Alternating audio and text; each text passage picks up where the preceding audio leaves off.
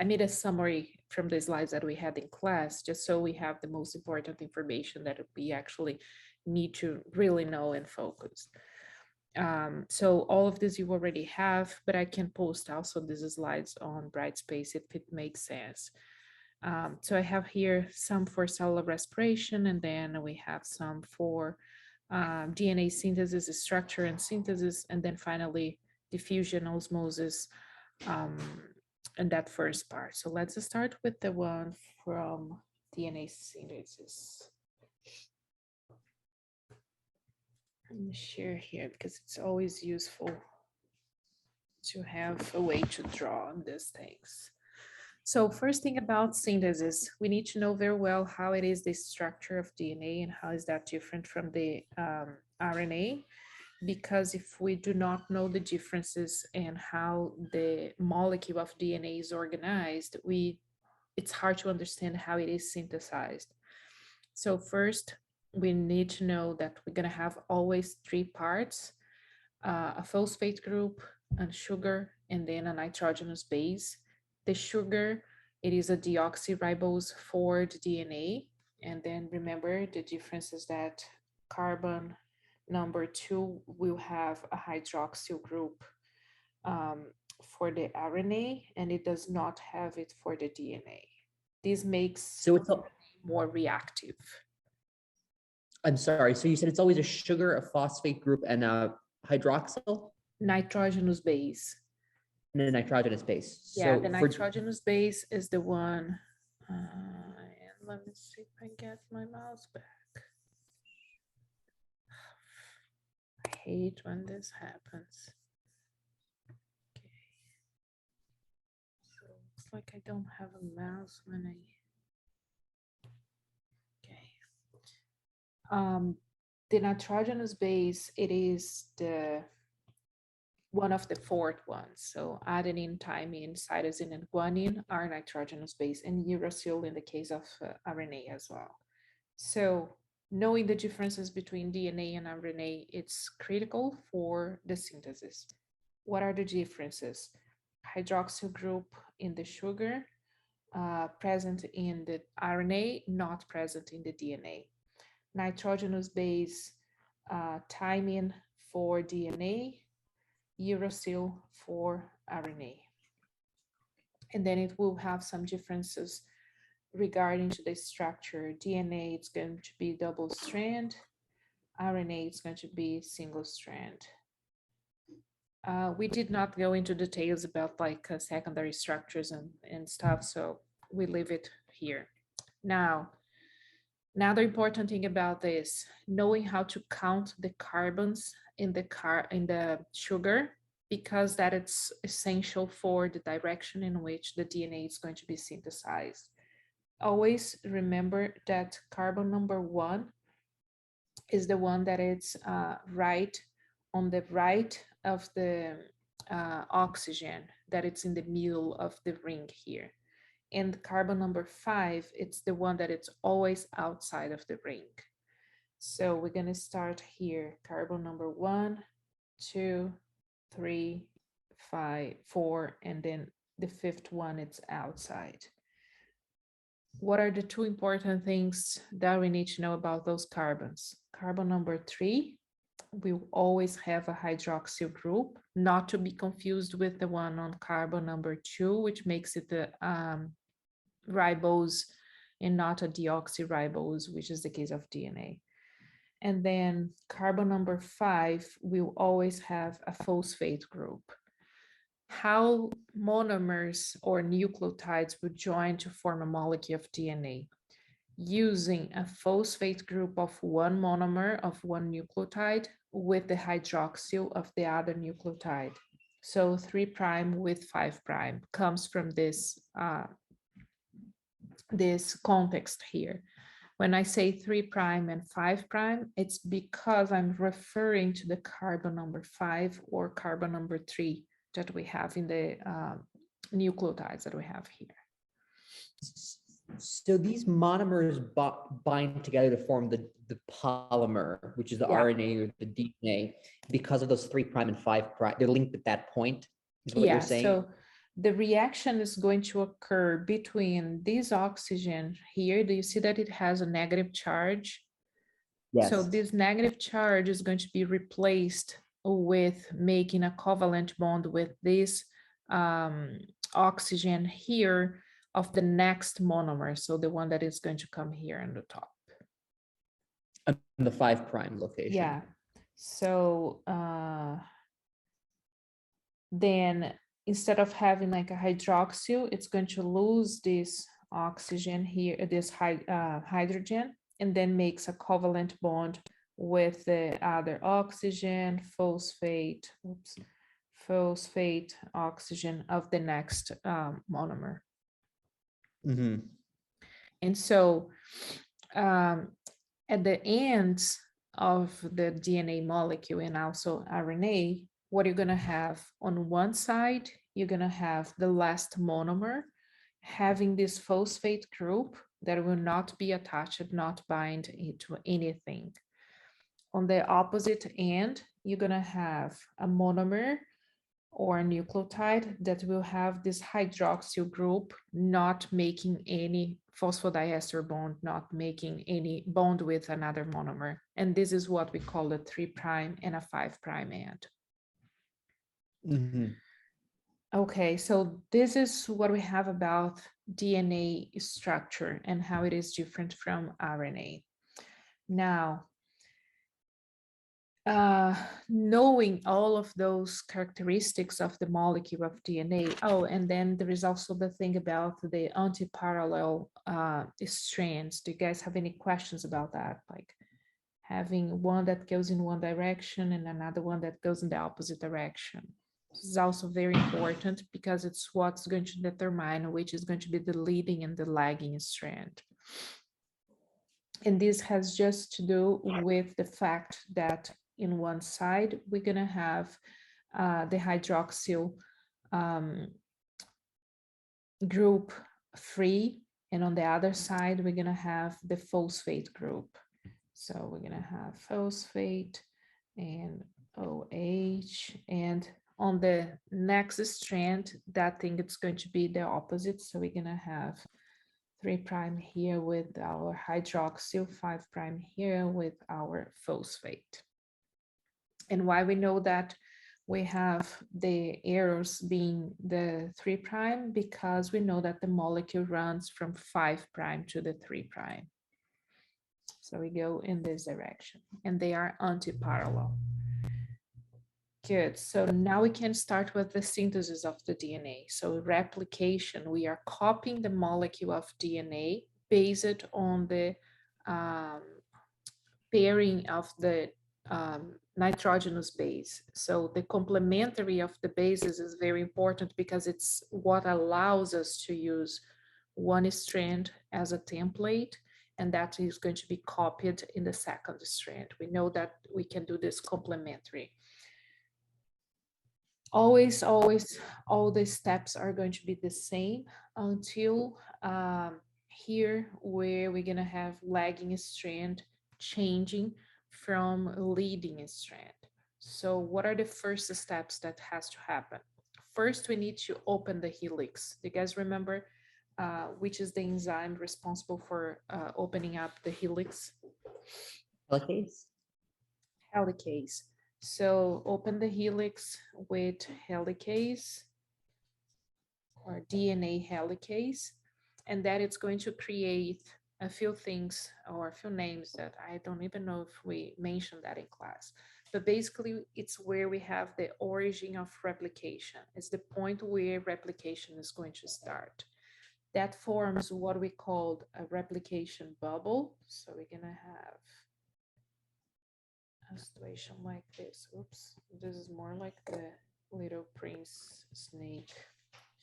Is going to be our double strand yet. Here's also a double strand, and in the middle here, I have a single strand. So this bubble that it's formed here in the sense that I have in the middle of this helix, I have two or a part of it that it's a single strand. This is what we call the replication bubble. the origin of replication, it's exactly where DNA polymerase is going to start copying both of those strands.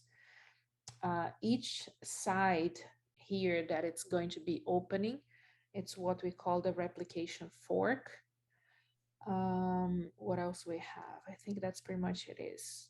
So origin of replication, the whole thing is the replication bubble, and then we're gonna have the forks. It's the place where you have like a double strand with single strand, like like we have here. We open the helix with the help of DNA helicase. Then we need to stabilize the strands. Who will do that job?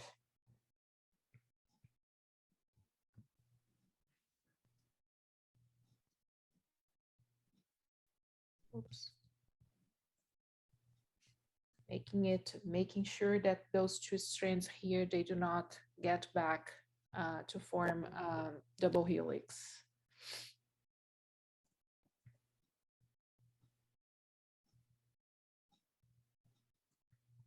One is an enzyme, the other ones are just proteins. As if enzymes were not proteins. But anyway, it's not a catalytic protein. So first we're gonna have single strand binding proteins that are going to attach those strands and make sure that they do not close together anymore. As we open this, let's see if I have something here. So we're gonna have a helix like this. So if you start opening it here, you're gonna see that this part here on the back, it's going to get more and more twisted. To not let this happen, topoisomerase will cut this here open, leave or relieve that tension, let it go, and then keep it closed again. So you do not have a kind of like an extra coil here just because you try to open this and then you kind of like squeeze all the folds towards the end. So topoisomerase is the enzyme. Topoisomerase. It's going to help with the pressure, the releasing this tension that it's created as we unzip this double helix. Can I just ask? So yes. So helicase is the enzyme that splits the double helix apart, correct? Yeah. So this basically just breaks the hydrogen bonds between the nitrogenous base. So this SSBP, the single strand binding proteins, are the ones that prevent it from back together. Yeah. What does this topoisomerase do? Is this just preventing tension? Yeah, so the topoisomerase is the one that is going to avoid that once your helicase is doing this, so it's opening, you see that it gets more twisted here. Topoisomerase is going to cut both of these strands here, open them, lets the tension goes, and then keeps it closed again. Okay. So this is release the tension that is created from like twisting more the DNA. And if you look at like artists' depictions of DNA, the topoisomerase is that little round thing on one of the strands. Is that what that is? Yeah. Okay. Yeah. And you see that it is kind of like bound to both strands, which is the double helix. The single strand binding proteins is just bound to one strand because it's just like avoiding them to close together again. Great, so we open the strands, we have them exposed, it's single strand now, it's stable, they cannot close back together, we are not forming any coils with the DNA. Now it's time to start synthesizing or copying that DNA. Because DNA polymerase cannot start it from scratch, it actually requires to have like a place where it can hang there, and that place should be double-stranded. But we need to have it single strand, otherwise we cannot match the bases there. So to solve the problem, first we add a primer to this single strands. A primer, it's going to be one RNA piece. And who will add the primer? What is the enzyme? Is it DNA polymerase? It is an RNA polymerase in this case because we are adding an RNA. So it's RNA polymerase, and we simply call it a primase because it is a polymerase that synthesizes a primer. Now, we add those few base pairs here that would be an RNA. Let me see if I can draw some. So if this is an RNA, we're gonna have U, let's say C and A here. So we know that here we have an A, we have a G, and then we have a T here. So I'm just putting those bases here because later we're gonna see that we have a problem. We are creating a DNA strand that will have uracils and also riboses instead of deoxyriboses. So we're gonna later need to correct this RNA primer here. But okay, so we gave DNA polymerase the place where it can anchor. So it's ready to start extending the strand or matching the bases and seeing what is the base I have in the template, what is the complementary one that I add here. And so it's just going to polymerize everything. So DNA polymerase is the one that it's going to extend the strand. So DNA polymerase is the actual enzyme that will copy the DNA. It has several particularities. Mainly, it only extends or it produces a new daughter strand in the direction of 5' to 3'.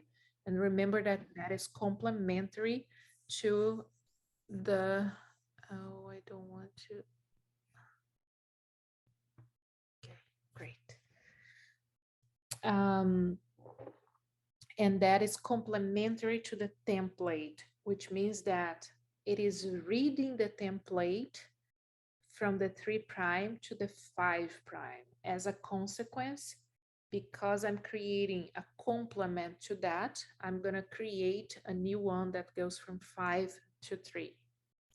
And I know that this is very confusing, but look at what we have here. So the gray one, it is the template, it's the DNA, the original molecule. And here it's saying that we have a 3'. And so my 5' will be on this opposite end here. Now, the new one that I'm creating is the one in red, and it's being created from 5' to the 3'. So I'm reading the template from the 3 to 5 and creating a new one that always goes from 5 to 3.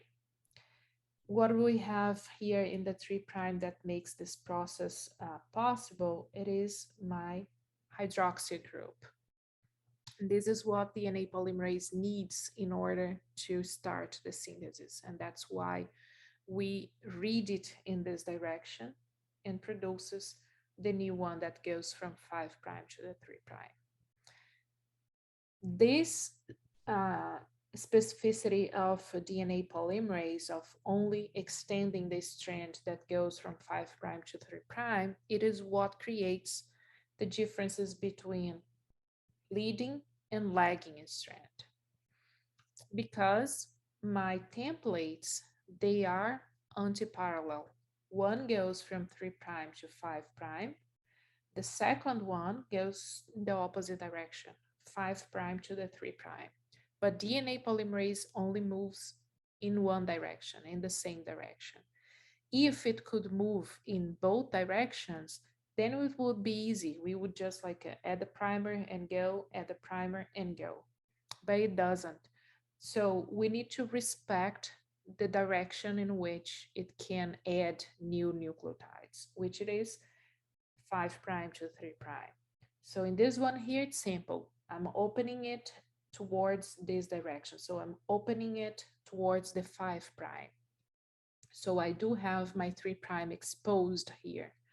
So I just add a primer and I go straight ahead and synthesize this leading strand. And this is why we call it continuous strand, leading strand, all because of the fact, so leading or continuous,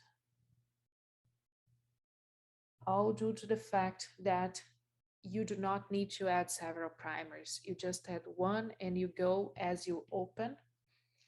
As long as you are opening it in this direction, you can just keep extending this newly formed DNA strand until you get to the end of that replication. On the anti-parallel strand, so on the other strand of the template, I have the opposite direction. Here is my 5' and my 3' would be in this direction here. So every time I open this strand here, I expose one 3', which means that I'm exposing one hydroxyl group.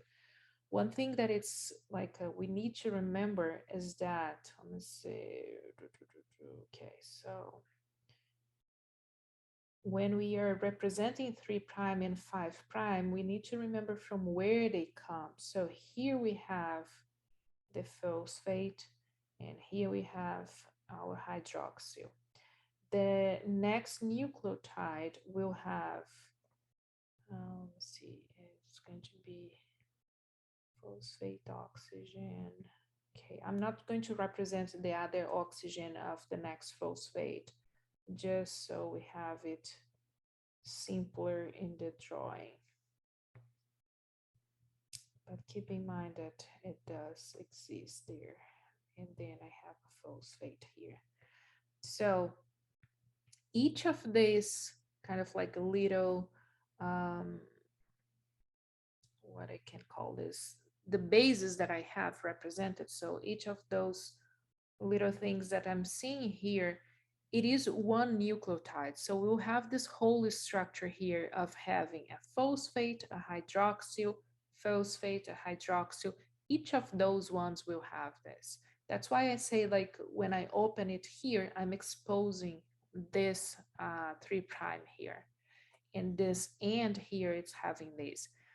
What I mean by exposing the 3' is the one that it's free. It's not attached to the next one.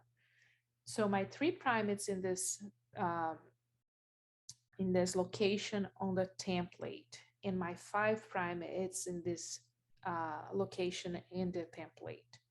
If I add a primer here at the beginning and I'm going to synthesize this, DNA polymerase cannot move towards the place where I'm opening it because it will not have my 3' that I need, this one here, on this position. That is why I need to add the primer on the place where I open this strand, and then I can extend it in the direction of 5' because it's creating a new strand that goes from 5' to the 3'. Now, great, I got to the end here. But then I open it a little bit more and I expose it some more bases that needs to be created. And I cannot kind of like go in this direction here. We know that we are producing the new strand from 5' to the 3', so it should go the opposite direction. What we need to do, well, we add another primer here, then DNA polymerase comes and extend it until it finds the next or the first primer, and then we are creating a new DNA strand that it's going to be full of RNA pieces, which were the primers that we had before. And this is what we call the Okazaki fragments, and it characterizes our lagging strand. So leading strand goes continuously, lagging strand, it's synthesized in pieces because you are exposing the 3' end. Every time you open it a little bit more, the replication fork moves a little bit more. What is not understood from this part? Like, help me. You go over the, oh, because I'm sorry. Sir, go ahead. Could you go over the Okazaki fragments one more time? Sure. So Okazaki fragments, it's what we call those little pieces of DNA that we produce when we are synthesizing the lagging strand. They are just called like this because the guy who described this process was Okazaki. His name was Okazaki. So now we have one strand of DNA that were synthesized in pieces. Each of those pieces is one Okazaki fragment because it's just a piece of DNA, a little bit of RNA, another piece of DNA, a little bit of RNA. Now, great, DNA polymerase came here and synthesized. We do have everything, but we do have those primers and these need to go because we need to have only DNA here. So we need to replace the sugar, we need to replace the nitrogenous base. And the enzyme that it's going to do that, it is called DNA ligase. So basically DNA ligase is going to come here, remove those fragments and replace them with DNA ones, so deoxynucleotides, just so instead of having pieces of RNA in the middle of the DNA, we have everything DNA. And so we finished our synthesis with two new strands of DNA, two daughter strands. Now, what each of those daughters will have? Well, they have one newly synthesized strand. So this red one is completely new. And the second one, it is the old strand that belonged to what we call the parent molecule of DNA. And this is what we called a semi-conservative replication because you are conserving one strand of the parent molecule here. Now, knowing that that's the fact, each time you replicate this, you're gonna have one that comes from the parent, another one that it's new, completely new. We can start playing with like, after replicating this, I don't know, 2 times, what are the types of molecules you're gonna have? Like where you're gonna find the original DNA molecule, which ones are going to be new ones, newly formed. And this can all be done if you do like simple drawings with your DNA. So let's see if I can do one here. Try to make some space.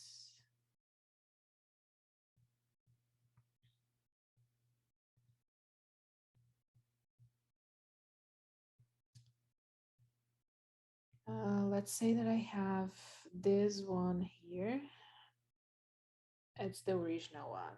Then this is going to be replicated. At the end, what I'm gonna have it is one, and then the red ones are the ones that are new. Now, if I'm gonna replicate this again, I'm gonna have from this one here, I can produce another two. So one will have a blue strand. The other one will have, oops, a red strand. Jesus Christ. Oh, I'm a terrible drawer. And the same thing goes here. One with the red. Make this red a little bit closer here. And one with the blue. And now I can add like the green, which is the newly synthesized one.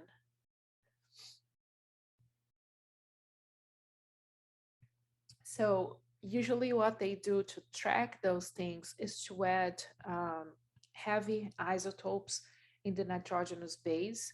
So we're gonna know, we can separate those and see like a trace from where those strands are coming, if it is from the original strand or from the new one.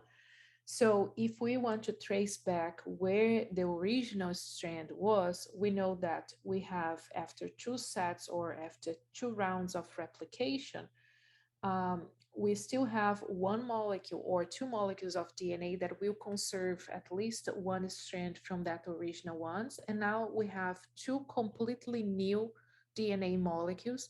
Those were not, or those do not have any parts of our original DNA molecule. And you're gonna know exactly how many new you have after a few rounds of DNA replication. So just keep in mind that whenever you separate those, each daughter molecule will receive 1 strand of the parent. What else we can talk about in this stage here? You guys have anything in particular that you didn't understand? What is the purpose of the primer? The exact purpose of the primer? The primer? Mhm. The primer, it just gives the, so DNA polymerase needs double strand to attach itself. Mhm. And it also needs that hydroxyl group to start catalyzing the reaction with the phosphate group. Because we cannot leave the DNA in a double helix, otherwise we do not have the template to copy it, we need to provide this double strand with a primer so DNA polymerase can attach to the single strand and start the synthesis. So it provides that initial starting Yeah. starting strands that it can, okay, that Yeah. makes sense. And that is why we call it a primer. I believe it comes from the Latin word, because in Portuguese and also Spanish and also in Italian, I believe, first we write it as primeiro. So it's pretty much the same word, you just add like an O here. Oh, very interesting. I didn't know that. Yeah, that's why it says like primer.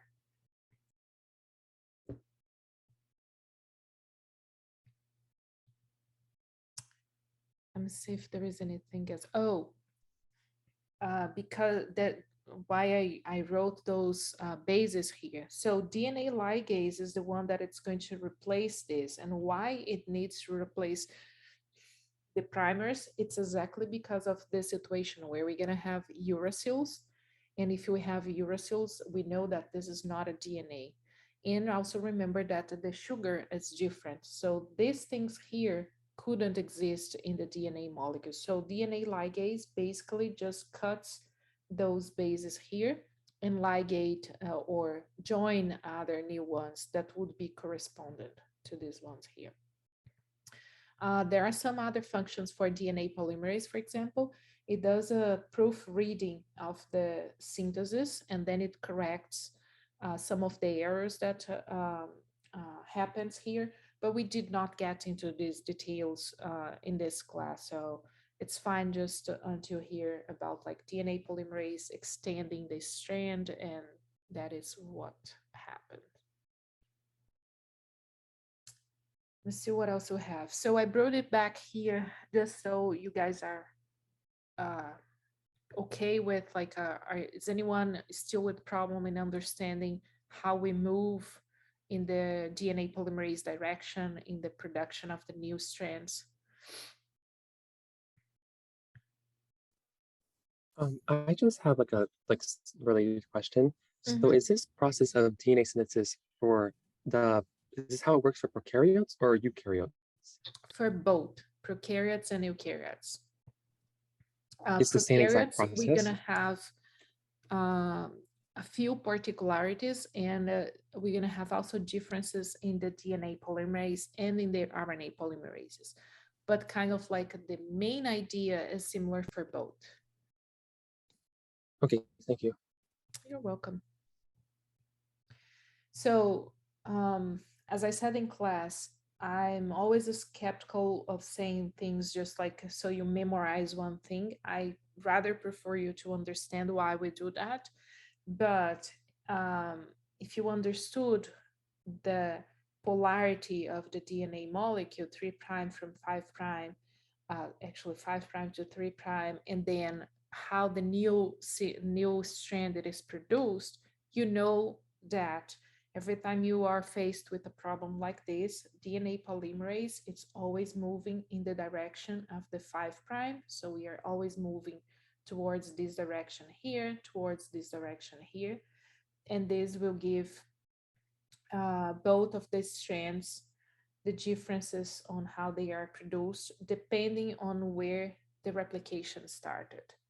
So in this case here, we are moving towards, DNA polymerase can move towards two directions. We have one moving here and another one moving here. So we have two replications. We are producing two molecules at the same time. If we are moving towards this direction, we're going to call this one leading strand because DNA polymerase is moving exactly in the same direction in which we are opening that strand. But the second DNA polymerase, which is here, it's opening it in this direction. We know that the newly synthesized strand is being created in the opposite direction. So they are moving in opposite directions. So this part of the strand will be a lagging strand. And on the bottom would be the opposite, because now my strand moves in the opposite direction of this first one here. So always pay attention to where you have 3', 5', and to where your DNA polymerase is moving. If it is towards the same place where you are opening, leading, against it, lagging strand. And then this is also another important thing too, because there are a lot of details in this. First, we already said we always going to move in the direction of the 5'. So here is the origin of replication, the one that it's highlighted. Knowing the direction in which it moves, it is good, but we also have to pay attention if I'm talking about primer or if I'm talking about a complementary sequence. If it is a primer, even though it is complementary, I'm talking about RNA molecule. So every time I'm going to complement it with one T, which would be a T in the DNA, I will need to remember to add a U here. And then if it's just a complementary sequence, it is a complementary sequence of DNA. So I just write the T's complementary to the A's here.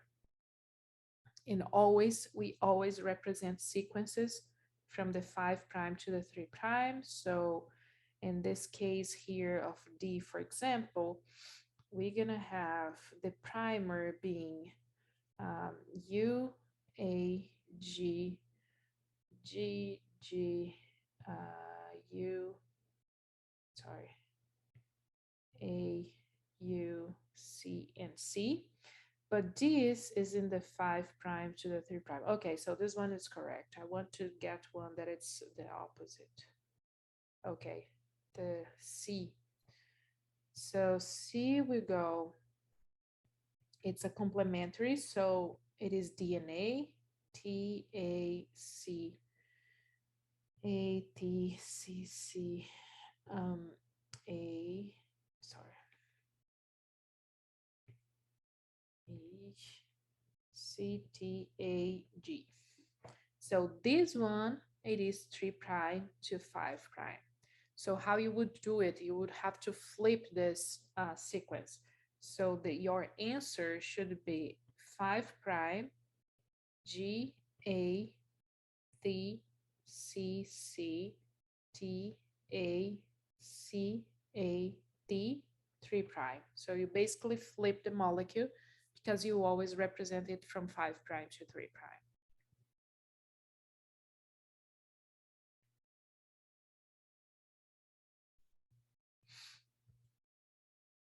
Does anyone remember anything else about replication that we didn't go over?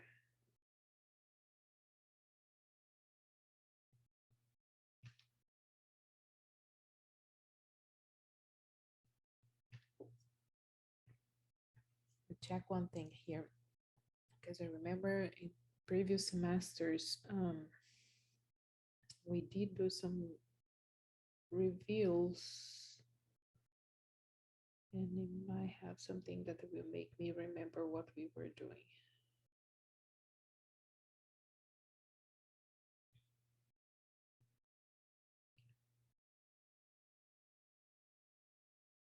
Replication, no.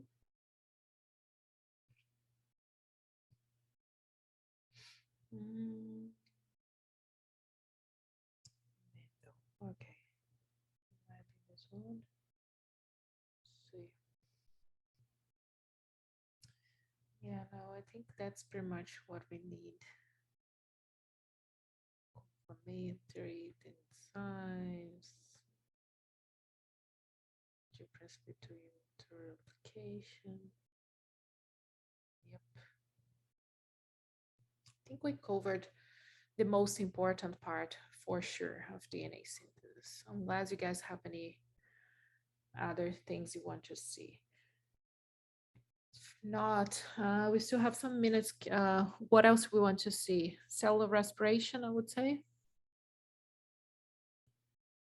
Yes, or osmosis. cellular respiration. Okay, so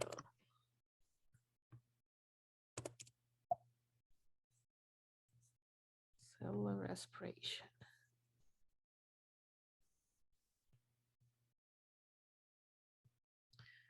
Okay, so back to cellular respiration.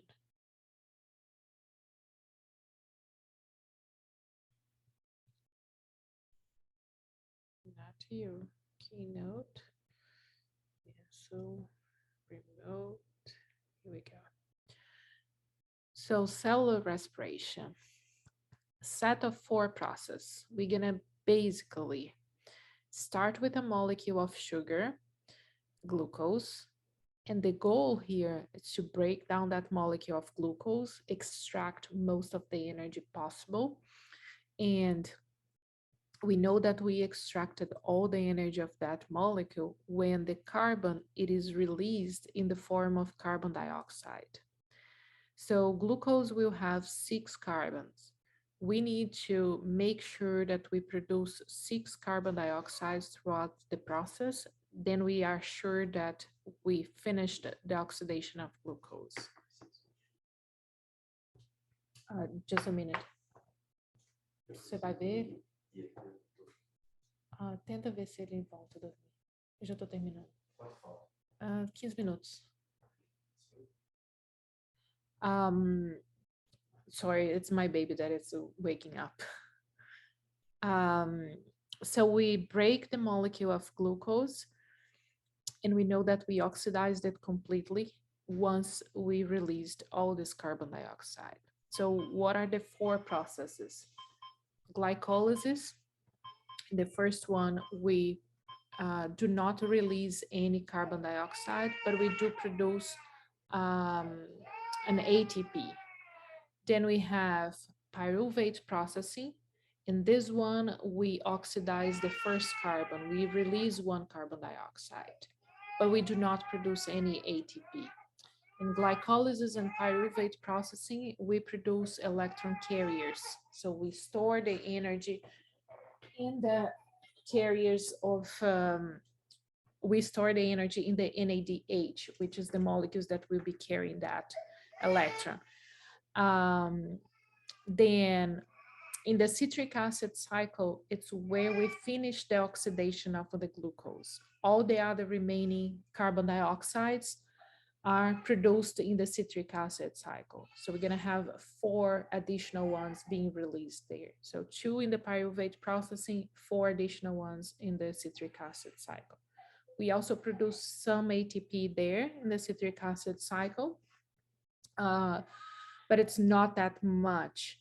the very like a bulk of ATP is produced, it is in the oxidative phosphorylation, where we're gonna have the use of the proton gradient being formed, and then that force is what it's used to pump those electrons through the ATP synthase, and then we produce some more ATPs there.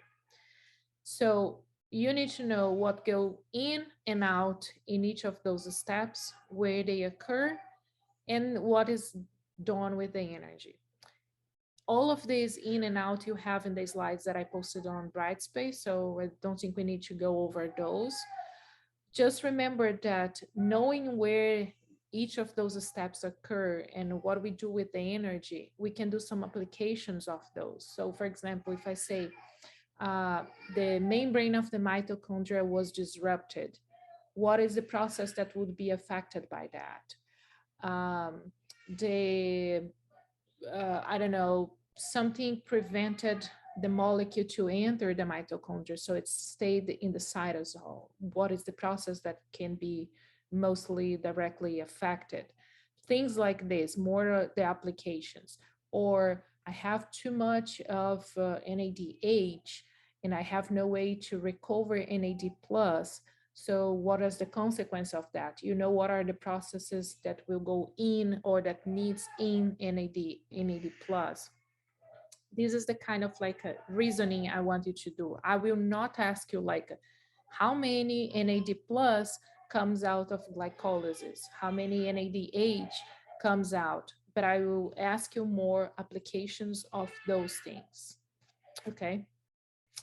And I think I will have to go up and see what is going on with this guy that is crying. If you guys want to wait, you are welcome to, but it's like 9:19. So if you want to leave as well, it's fine. If you have any other questions before I leave as well, I'm here. Thank you. Do you have anything special that you need to clarify? Anything? Actually, I just have a question about a topic you mentioned. So if you can't recover NAD plus, would that mean that processes like glycolysis can't happen? Yes, all the process actually can happen. That's why we're gonna have fermentation occurring to make sure that we have at least a few of those NAD plus recovered, and so we can have glycolysis running and producing 2 ATPs. It's like a backup for that. Okay, thank you. You're welcome. So does the extra NADH or ATP cause like the feedback inhibition? Yes, when you have too much of those, then they are going to feedback, which means that they are going to stop the enzymes that will produce them. And so you are regulating their production. Okay.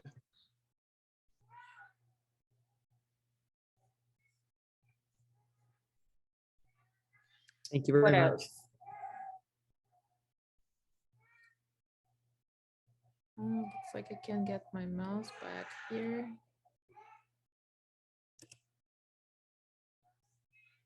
All right, so I will post the video of this in Brightspace and the slides as well. And if you have any questions, feel free to email me and let me know, and then we can, I can do my best to reply you.